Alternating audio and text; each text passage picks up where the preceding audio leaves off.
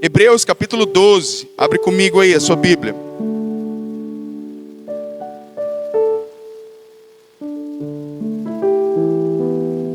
Hebreus 12, 2.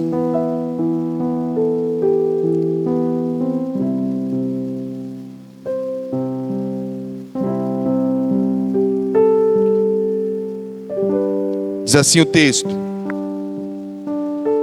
tendo os olhos fixos em Jesus, ou fitos em Jesus, autor e consumador da nossa fé, ele, pela alegria que lhe fora proposta, suportou a cruz, desprezando a vergonha, e assentou-se à direita do trono de Deus.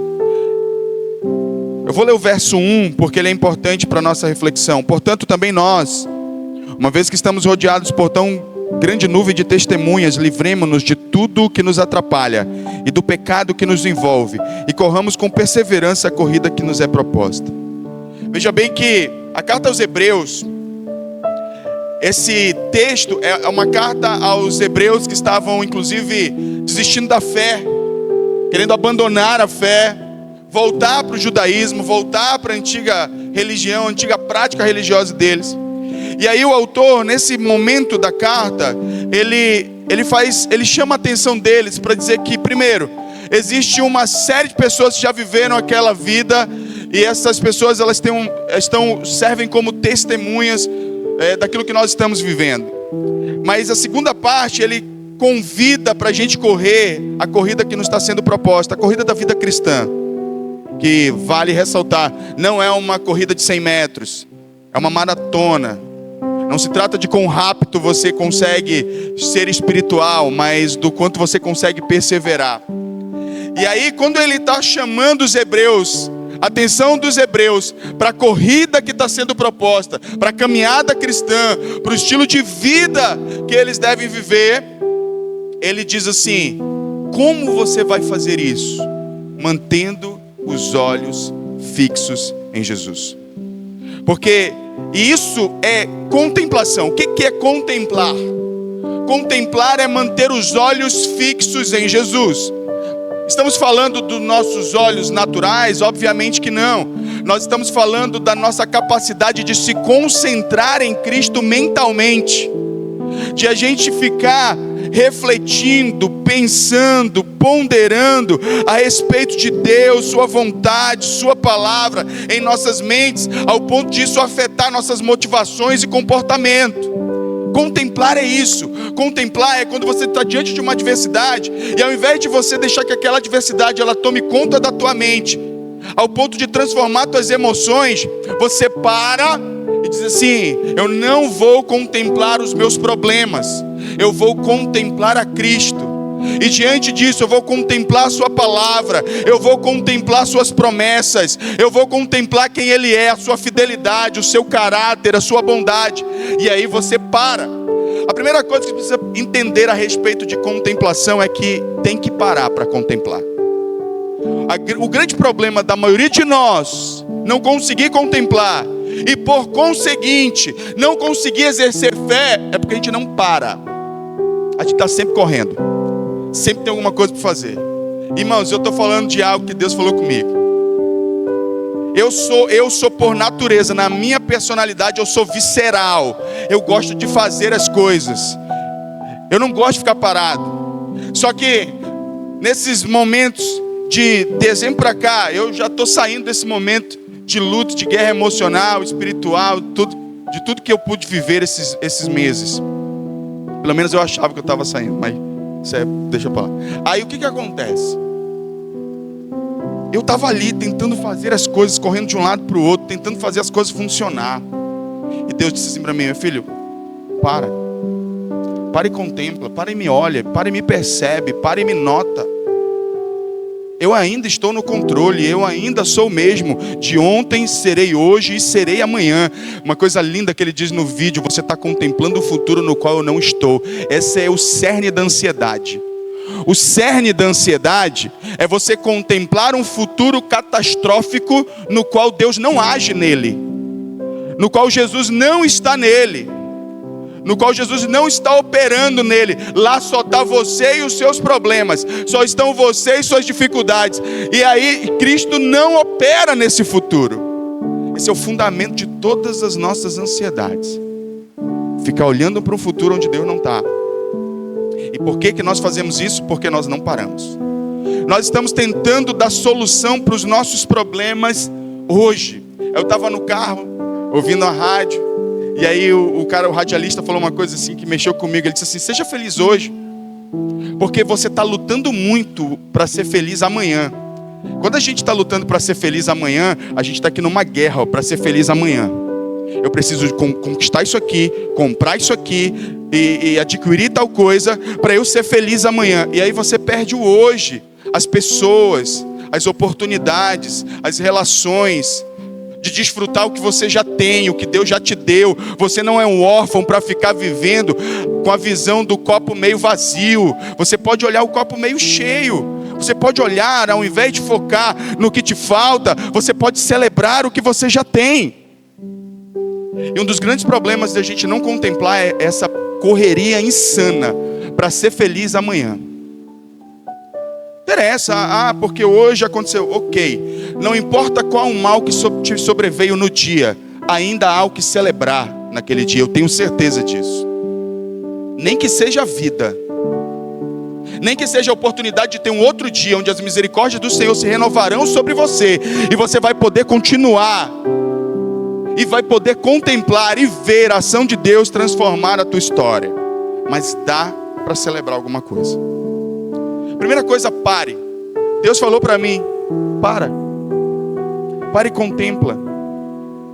Eu passei então a valorizar coisas mais simples, do tipo: cara, eu queria brincar com as minhas filhas hoje, queria só estar com elas. Não quero saber de obra hoje. Eu quero minha família, eu quero tirar foto botando a língua para fora com elas. Eu quero fazer essas bobagens, né? Mas que é legal. Eu quero abraçar elas e dizer que as amo, minha esposa. E eu comecei a fazer mais isso, porque eu estava querendo ser feliz amanhã. Eu não conseguia contemplar Deus hoje. E passei a aproveitar mais. Isso foi sarando meu coração, minhas ansiedades, minhas preocupações. E eu percebi que tudo que eu preciso, Deus já providenciou para eu ser feliz hoje. Tudo que você precisa, Deus já providenciou para você. Não importa quão difícil esteja. Mas o senhor não sabe, pastor, eu estou sem comida lá em casa hoje. Ok, tudo bem, mas aí você ainda tem sua família ao seu lado. Você ainda tem uma casa na qual você reside. Você ainda está morando, está debaixo de um teto. Embora tenha te faltado uma refeição, eu tenho certeza que Deus vai te providenciar outra. Meu carro quebrou. Você tem um carro para quebrar. E os que não tem carro para quebrar? Tem gente que não tem carro para quebrar. Não importa. Eu sei que é difícil, mas a gente tem que escolher uma perspectiva. O que a gente vai contemplar? Quando você olha para Jesus, Ele sempre vai te dar um motivo para você celebrar. Ele sempre vai te dar um motivo para você sorrir. Ele sempre vai te dar um motivo para você ser grato. Olhar para Jesus te dará motivos para ser grato sempre. Sempre. Ele não vai deixar que você entristeça. Ele vai te mostrar nuances da tua vida que você não está percebendo. E aquilo vai aquecer o teu coração de tal maneira que você vai dizer: não preciso ficar tão abatido assim. Eu sei, as coisas estão difíceis. Você trata as coisas, inclusive, com a realidade que precisa ser tratada, ao invés de pintar um monstro e supervalorizar seus problemas. E você olha para ele com um tom de realidade e fé ao mesmo tempo. Espera aí, não é tão ruim quanto eu achava. Pode ser um momento difícil, mas não é tão ruim. Deus ainda é bom. E você começa a contemplar o Senhor, mas para fazer isso, você precisa parar. A maioria de nós, e eu quero falar de forma profética para você que está me ouvindo, talvez você esteja vivendo exatamente a seguinte situação. Você está num momento de crise tão forte que todos os dias você tem que, parece que trabalhar mais do que o dia anterior. E aí você já não tem mais tempo para parar e contemplar o Senhor. Não dá mais. Você está ocupado demais para contemplar Jesus, para olhar para Ele. Esses dias aí eu sempre que eu que eu preciso contemplar o Senhor. Aí eu coloquei um sermão musical chamado Amado Timóteo. Eu super indico, se você ainda não ouviu esse sermão. É um sermão musical. É uma pregação cantada. Uma hora é só música, outra hora ela é recitada. É maravilhoso. Falando sobre o livro de Timóteo. Nos lembrando o que é sucesso à luz da Bíblia. Porque para nós, a gente carrega com a gente um padrão de sucesso que ele é idealizado, ensinado pelo mundo. A gente não olha para Jesus como um sucesso. Um homem que morreu jovem, pobre, sem nada. Jesus não tinha nada de bem. Jesus morreu sendo odiado por uma boa parte das pessoas que ouviram ele. Amado por outros, mas odiado por outros. Por uns e odiado por outros. Para a maioria de nós isso não é sucesso. Não é sucesso. E a gente não consegue descansar no modelo bíblico de sucesso, que é viver o propósito. Só tem uma maneira de você enxergar isso, se você parar e contemplar. Os nossos valores, eles são transformados, a nossa visão ela é mudada de maneira sobrenatural, que o que antes importava demais, não importa mais. Não à toa que a palavra de Deus, ela fala da parábola do campo perdido, da pérola perdida, que é aquele cara que achou uma pérola perdida no campo, ele vendeu tudo o que ele tinha para adquirir o campo, para ter a pérola. Veja bem, o vender na Bíblia, nesse caso, significa que todas as coisas perderam valor. Ele encontrou algo tão precioso, mas tão precioso, que ele disse: espera aí, eu não quero mais manter essas coisas. Eu quero vender tudo isso, porque eu sei o que eu quero agora. Eu só quero uma coisa: eu quero o meu Senhor. Eu quero estar com Ele. Sabe quem mais entendeu isso? E a gente vê esse exemplo na Bíblia: Maria.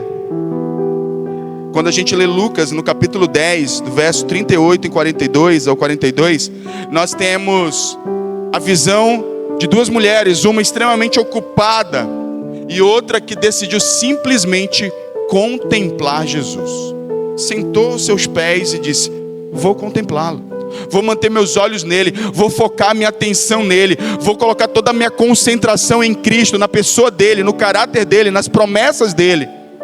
É como a gente viu no vídeo, às vezes você está atribulado de todos os lados, é acusação, é dívida vencendo, é o boleto chegando, é o filho indo mal, é a saúde do filho, é o problema relacional no casamento, é uma série de coisas, e você está olhando para tudo isso ao teu redor e está entrando em desespero, e você não sabe o que fazer, e você até ora, só que você não faz uma coisa: você não contempla a Cristo. E aí, talvez você pense assim, veja bem, pelo menos nas pessoas com quem eu faço aconselhamento, que estão em situações similares, elas sempre me relatam o seguinte: pastor, eu estou numa crise intensa, mas o único momento em que eu consigo ter algum descanso é quando eu oro. Não sei se alguém já vivenciou isso aqui. Quando ora, encontra algum descanso. Por quê? É porque na oração é algum momento que a gente tem de contemplação. Aqueles que realmente param e decidem concentrar sua mente em Cristo. Decidem. Eu lembro, há uns 3 anos atrás, quando eu tive depressão, eu estava passando um processo de depressão, e eu precisei contemplar Cristo, meu segundo processo de depressão, e eu precisei contemplar Cristo, e eu pensava assim: eu preciso olhar para Ele, eu preciso olhar para Ele. E aí eu ficava assim, olha como é que eu contemplava Cristo. Eu dizia assim: eu já havia sido curado do primeiro processo de depressão. E aí eu fazia assim: eu vou olhar para Jesus, porque assim, Ele me tirou do primeiro processo de depressão. Se Ele me tirou desse primeiro processo, Ele pode me tirar do segundo estado. E aí eu continuei, aí eu fiquei contemplando: Ele vai me tirar, porque Ele é bom, Ele é maravilhoso, Ele é fiel. Ele não é plano dele que eu esteja assim. Eu sei que Ele me ama, Ele não quer que eu esteja assim. Eu comecei a contemplar e a declarar isso, e ficava olhando para Jesus, aqui na minha mente.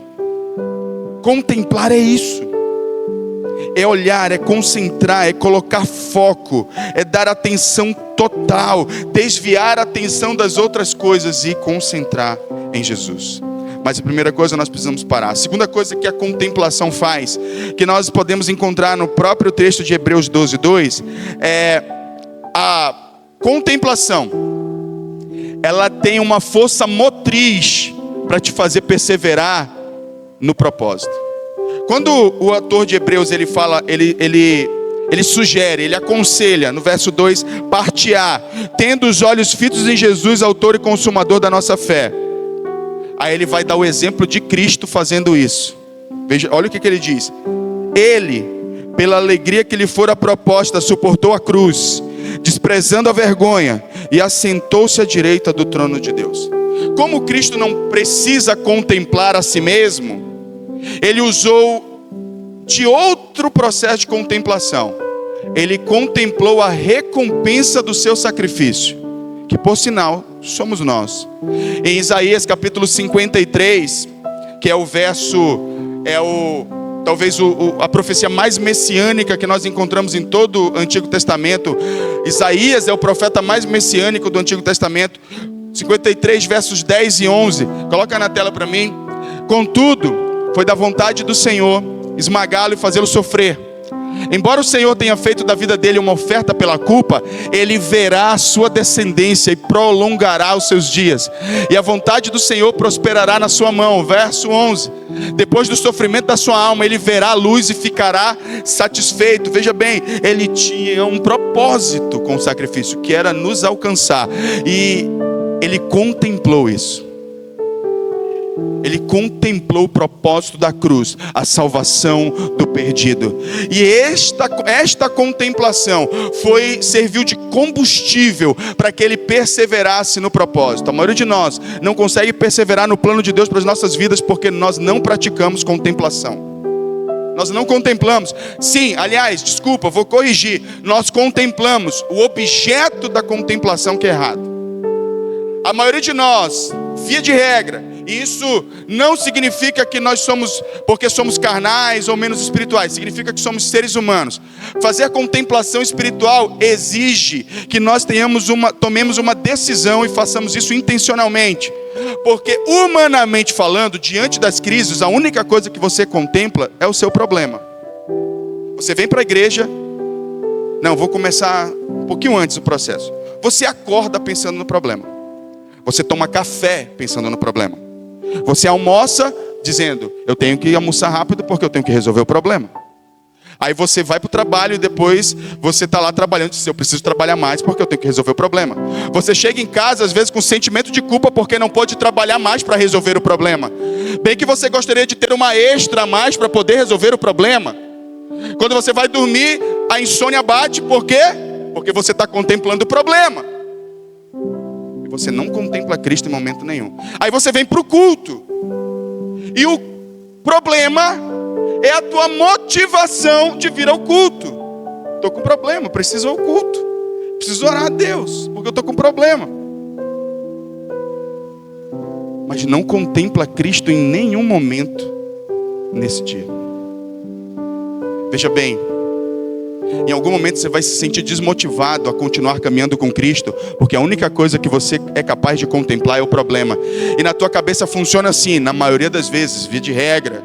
Eu não estou generalizando, mas via de regra funciona assim. Eu preciso começar a deixar algumas coisas da igreja para resolver o problema.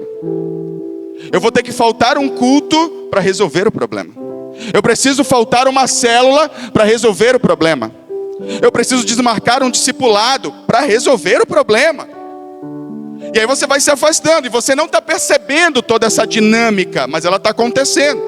Quando certo dia você acorda, eu estou tão desanimado, tão sem vontade de ir para a igreja, de repente, do nada. Não. Você não percebeu todo o processo de distanciamento, mas ele estava acontecendo. Porque você estava contemplando o seu problema, ao ponto que ele te transformou. Por isso que transformação, disciplinas espirituais transformam. Quer para o bem, quer para o mal. A maioria de nós está sendo transformado por contemplar o problema. E aí, ele está assumindo a forma do problema. É uma pessoa estressada, se tornou estressado, inquieto, ansioso, preocupado, depressivo. Porque essa é a figura, é a caricatura do problema, é essa. E você se tornou igual. Quantos estão entendendo o que eu estou dizendo? Então o problema, nós ficamos ali contemplando o problema, ao invés de contemplar a Cristo. Cristo contemplou a recompensa e perseverou no propósito. Quando nós começarmos a contemplar a Cristo, nós não abandonaremos o propósito e ainda encontraremos a paz que precisamos para lidar com os problemas e ver o Senhor agir em nosso favor, porque desde a antiguidade não se viu nem se ouviu falar de um Deus que trabalha em favor daqueles que nele esperam. Deus vai agir na tua causa no dia que você parar para contemplá-lo.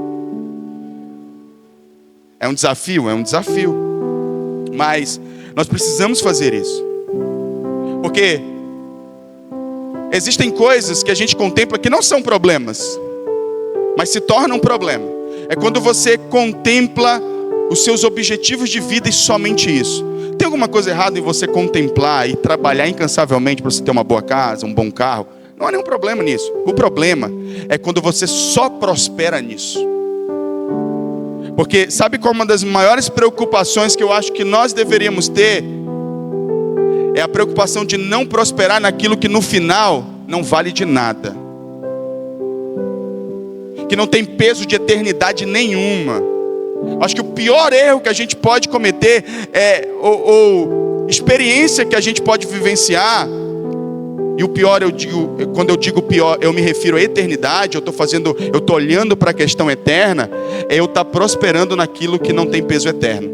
Embora seja agradável para a gente a nível sensorial dessa vida, no final não serve para nada. Davi entendeu isso. Olha o que ele disse no Salmo 119, verso 37. Coloca aí. Salmo 119, verso 37. Desvia os meus olhos das coisas inúteis, faz-me viver nos teus caminhos. Uau! Você teve a mesma... Quando eu li esse texto eu disse, uau! Meu Deus! Desvia os meus olhos das coisas inúteis. Coisas inúteis aqui tem relação com eternidade, porque tem muita coisa dessa vida que é útil para essa vida, mas essas coisas que são úteis, que as coisas dessa vida que são úteis para essa vida não são úteis para a eternidade. Aí, querido, Davi entendendo isso, disse assim: Senhor, me tira os meus olhos, não me deixa focar, não me deixa concentrar, não me deixa ficar contemplando o que é inútil. Eu quero contemplar aquilo que me leva a viver nos teus caminhos. Ah, se nós entendermos isso. Ah, se nós entendermos isso. A nossa vida, querido, eu corro o risco de dizer que seremos imbatíveis no dia que nós vivermos para contemplar o Senhor. Não por nossa conta, mas é porque a imagem dele é refletida em nós quando nós o contemplamos. E aí, querido, Cristo em nós, a esperança da glória. A gente, não há nada, não há altura, profundidade, não há distância, não há qualquer problema que nos separe do amor de Deus quando a gente está contemplando esse amor. A gente precisa entender isso. A contemplação também, ela traz a revelação que a gente precisa para a gente ser transformado interiormente. Aí tem dois textos muito clássicos a respeito disso. 2 Coríntios, capítulo 3, do verso 12 a 18. Coloque aí, 2 Coríntios 3, dos versos 12 ao 18. Portanto, visto que temos tal esperança, mostramos muita confiança. Não somos como Moisés, que colocava um véu sobre a face para os filhos de Israel não contemplarem o resplendor que se desvanecia. Eu vou explicando rapidamente, só para a gente ter ideia do que está acontecendo aqui. Paulo está fazendo uma comparação entre a nova aliança e a antiga aliança. Quando Moisés teve um encontro com Deus, a sua face resplandeceu diante do encontro com Deus. Porém, à medida que o tempo passava, esse resplandecer ia se esvaindo. Então Moisés colocou um véu para que o povo não percebesse a glória de Deus indo embora. Então esse é o contexto. Ele está dizendo que aquela glória antiga passava, mas ele vai colocar agora a glória de Cristo. O que acontece com a glória de Cristo? Na verdade, a mente dele se fechou, pois até hoje o mesmo véu permanece quando é lida a antiga aliança. Não foi retirado, porque somente em Cristo é removido. De fato, até o dia de hoje, quando Moisés é lido, um véu cobre o coração deles. No entanto, quando alguém se converte ao Senhor, o véu é retirado. Ora, o Senhor é o Espírito, e onde está o Espírito do Senhor, a liberdade. Assim, todos nós, que com a face descoberta contemplamos a glória do Senhor, estamos sendo transformados segundo a sua imagem, com glória cada vez maior, a qual vem do Senhor, que é o Espírito. O apóstolo Paulo está dizendo que em Cristo, aquela glória que se desvanecia da antiga aliança, agora em Cristo, pelo contrário, eu não preciso esconder uma glória que se perde, e ao contemplá-lo, eu estou sendo transformado à imagem dele, porque a regra é clara: nos tornamos a imagem daquilo que contemplamos. Sabe por que o nosso cristianismo ele tem pouco efeito de transformação na nossa vida? Irmãos, se tem uma coisa que chateia cristão, mesmo os nominais, é quando a sua fé é questionada. É quando alguém diz: cara, tu é crente coisa nenhuma, rapaz. E eu sei que é chato, e eu sei que às vezes é injusto. Algumas pessoas usam isso para nos atacar de forma injusta, mas às vezes é real. A gente tem que ter hombridade, honestidade para dizer: peraí, será que eu sou diferente? Será que eu estou sendo transformado? E se não está sendo transformado, a minha pergunta para você é: por quê que depois de tanto tempo de vida cristã você não está sendo transformado? Por quê? A resposta pode ser essa: você não contempla o Senhor.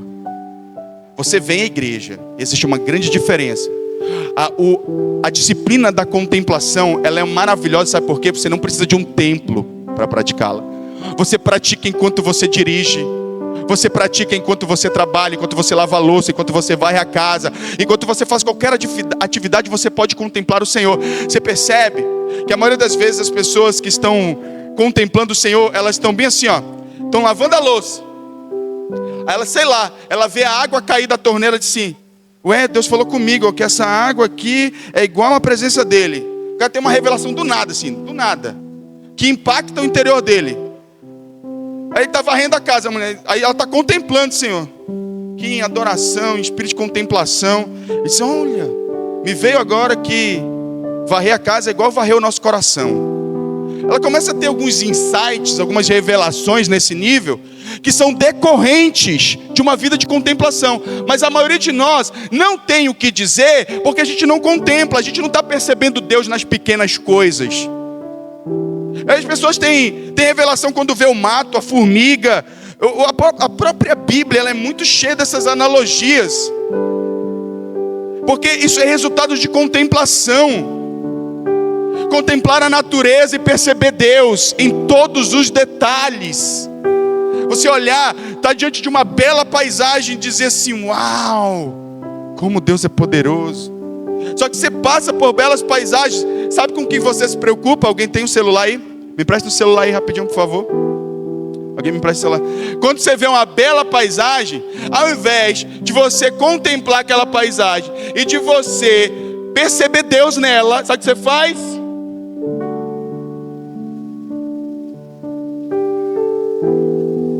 Você vai se contemplar. Vou pegar aqui. Você vai se contemplar, é ou não é, gente? Você vai se contemplar, porque você quer mostrar você mesmo para os outros te contemplarem também. Mas não contempla mais nada. Não aproveita e não desfruta mais nada. Vai fazer biquinho na frente da câmera. Algumas irmãs, aqui não, aqui as irmãs daqui são todas santas, de outros lugares. Algumas irmãs ainda com decote terrível, biquinho e decote, e a legenda, né, cristã lá: Princesa do Senhor.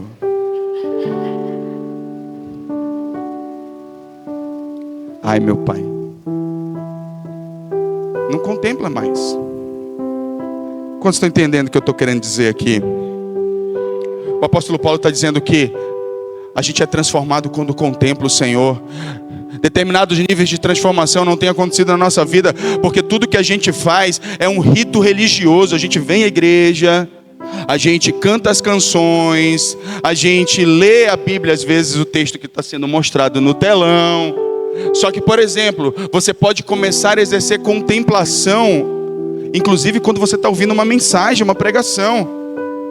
A sua mente, ela não dispersa, ela foca no que a palavra está querendo comunicar ao teu coração. E você está contemplando as palavras, as verdades espirituais de Deus e as aplicando a si mesmo. Mas a gente perdeu a capacidade de contemplar, a maioria de nós. E nós precisamos restaurar essa capacidade em nós. Olha um outro texto, 1 João, capítulo 3, verso 2. Estou terminando, estou encerrando. Amados, agora somos filhos de Deus, e ainda não se manifestou o que haveremos de ser. Mas sabemos que quando Ele se manifestar, seremos semelhantes a Ele, pois o veremos como Ele é. Quando nós temos a capacidade de ver a Cristo como Ele de fato é, e essa verdade pode ser aplicada espiritualmente, como filho de Deus, como amado da nossa alma, como soberano Senhor, como noivo, nós seremos transformados quando a gente está tendo revelação de quem Ele é. Pedro teve essa revelação quando perguntaram: quem dizem que eu sou? E eles responderam: uns dizem que tu és profeta, que tu és mestre, que tu és isso, mas vocês, quem dizem que eu sou? Pedro se levanta e diz: tu és o Cristo, o Filho do Deus vivo. Isso é resultado de contemplação. Revelação de quem Deus é resultado de contemplação. Talvez você não saiba quem Deus é. Você sabe teoricamente, você sabe aqui, mas você não sabe aqui. Você consegue explicar Deus, mas não experimentá-lo.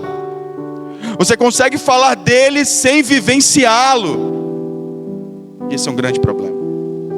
No dia que nós começarmos a contemplar o Senhor, muitas coisas mudarão na nossa vida, inclusive nossas relações. Uma das maneiras que a Bíblia nos exorta de lidarmos com os conflitos relacionais, inclusive, é tendo contemplação espiritual. Efésios diz o seguinte: lembrem, nossa luta não é contra a carne nem contra a sangue, mas contra principados e potestades nas regiões celestiais. Quando eu estou em contemplação, as verdades espirituais estão diante dos meus olhos. Eu não olho para as pessoas, eu olho para aquilo que está agindo por trás delas. Boa parte dos meus problemas relacionais já foram embora aí. Boa parte das mágoas que eu carrego dentro do meu coração já foram embora aí. Se entende? Nós precisamos voltar a contemplar Jesus. Você precisa.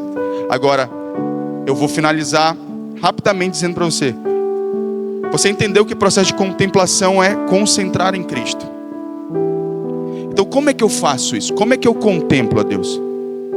Filipenses capítulo 4. Coloca aí para mim na tela, por favor, a partir do verso 8. Ele nos dá uma direção, um conselho.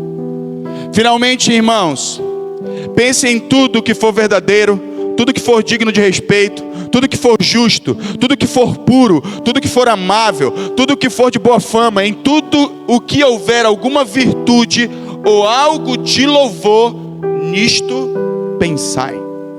Primeira coisa, reprograme sua mente para pensar de acordo com a palavra. Para de ficar aceitando passivamente todo tipo de pensamento que vem à sua mente.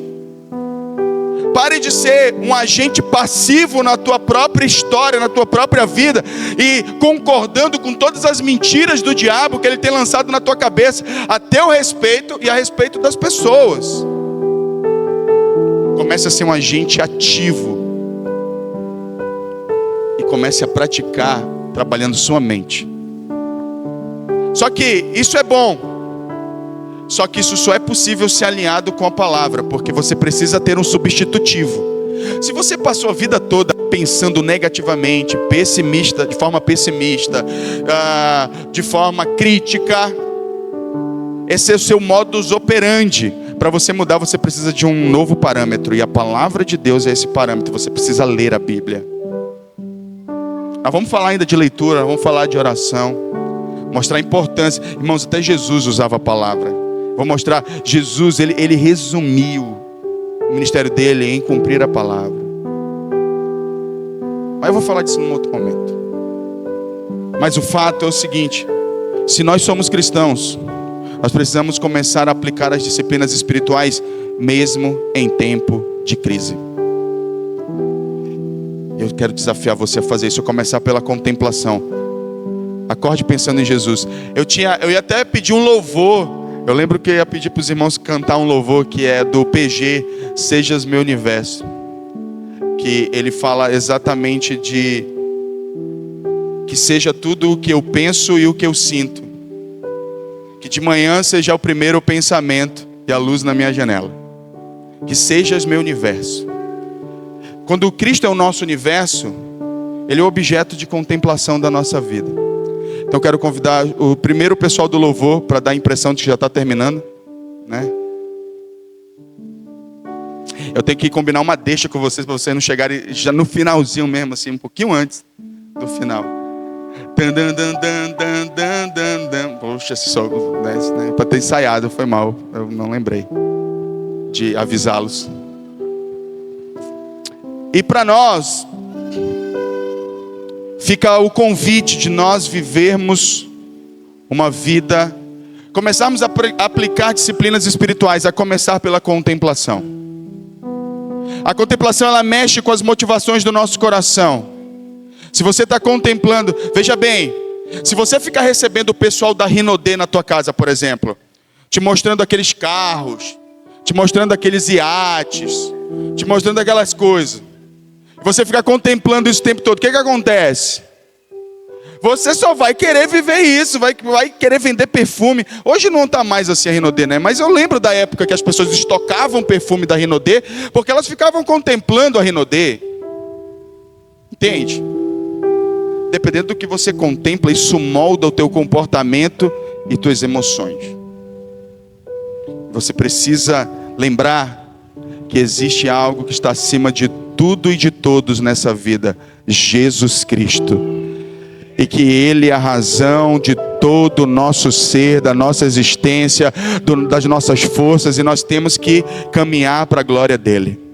Temos que ser transformados para nos parecer com Ele. E se você está contemplando essas coisas, somente as coisas dessa vida. O apóstolo Paulo, ele falou em 1 Coríntios, se eu não me engano, ou 2 Coríntios 15, 10, depois alguém, ou 9, está na Bíblia, em algum lugar, que se tudo que esperamos de Cristo, esperamos para essa vida, nós somos os mais miseráveis de todos os homens. Então cuidado com o que você contempla. Fique de pé em nome de Jesus.